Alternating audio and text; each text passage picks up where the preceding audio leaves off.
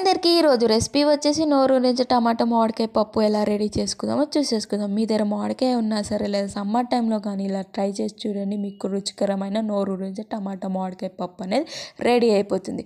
First ఒక cooker తీసుకొని కుక్కర్లో ఒక కప్పు నిండా నేను కందిపప్పు యాడ్ చేసుకున్నాను. కందిపప్పు యాడ్ చేసుకొని మంచి వాష్ చేసుకున్న తర్వాత నేను ఇక్కడ 4 మీడియం సైజ్ ఆఫ్ టమాటాలు తీసుకున్నాను.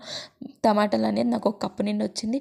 అవి యాడ్ చేసుకున్న తర్వాత నేను ఒక చిన్న medium size of onion add చేసుకున్నాను. ఆనియన్ యాడ్ చేసుకున్న తర్వాత ఒక 4 పచ్చిమిరపకాయలు, కొంచెం కరివేపాకు కూడా నేను యాడ్ చేసుకున్నాను. కరివేపాకు యాడ్ చేసుకున్న తర్వాత ఇక్కడ నేను తురిమిన మామిడికాయ తురుము కూడా యాడ్ చేసుకుంటున్నాను. మామిడికాయ తురుము యాడ్ చేసుకున్న తర్వాత నేను ఇక్కడ తగినంత పసుపు, కారం, అల్లం ఎల్లిగడ్డ పేస్ట్, ధనియాల పొడి కూడా యాడ్ చేసుకుంటాను. ధనియాల పొడి యాడ్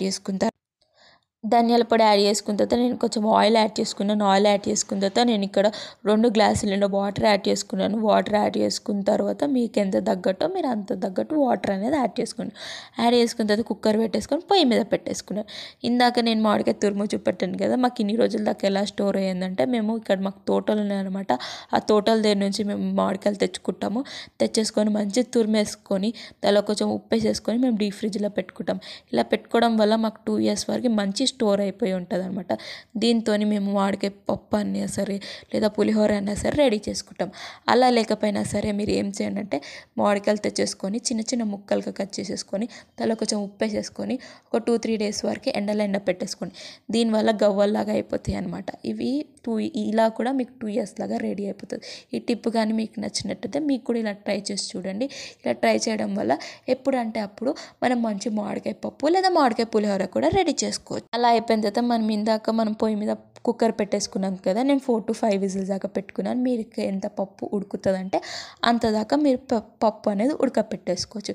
విజిల్ పోయిన తర్వాత నేను కొంచెం దానిలో ఉప్పు వేసేసుకుంటున్నాను. నేను స్టార్టింగ్లో ఉప్పు యాడ్ చేయలేదు, ఎందుకంటే స్టార్టింగ్లో యాడ్ చేయడం వల్ల పప్పు అనేది ఉడకకపోవడం వల్ల టేస్ట్ అనేది బాగుండదు. కాబట్టి నేను లాస్ట్లో యాడ్ చేసుకుంటాను. ఉప్పు యాడ్ చేసుకున్న తర్వాత మంచిగా రుబ్బుకోండి. మంచిగా మెత్తగా రుబ్బేసుకోవడం తర్వాత ఇప్పుడు మనం పోపు యాడ్ చేసేసుకోండి. పప్పుకి పోపు యాడ్ చేసుకో. పోపు కోసం ఇప్పుడు నేను పోపు కడాయి పెట్టేసుకుంటున్నాను. పోపు కడాయి హీట్ అయిపోయిన తర్వాత నేను ఒక 1.5 tablespoons ఆయిల్ యాడ్ చేసుకుంటున్నాను. ఆయిల్ అనేది హీట్ అయిపోయిన తర్వాత కొంచెం నేను జీలకర్ర యాడ్ చేసుకుంటున్నాను.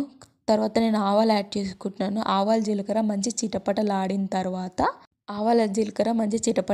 తర్వాత నేను ఒక 4 to 5 ఎండుమిరపకాయలు యాడ్ చేసుకుంటున్నాను. ఎండుమిరపకాయలు కూడా మంచిగా కలర్ చేంజ్ అయిపోయిన తర్వాత నేను ఇక్కడ ఎల్లిగడ్డ యాడ్ చేసుకుంటున్నాను. ఎల్లిగడ్డ యాడ్ చేసుకొని అది మంచిగా క్రిస్పీ అయ్యేంత వరకు వేపుకోండి. కొంతమందికి అనేది ఎల్లిగడ్డ నచ్చదు పోపులో. ఎల్లిగడ్డ నచ్చితే వేసుకోండి, లేకపోతే లేదు. అది మీ ఇష్టం మీద డిపెండ్ అయిపోతుంది.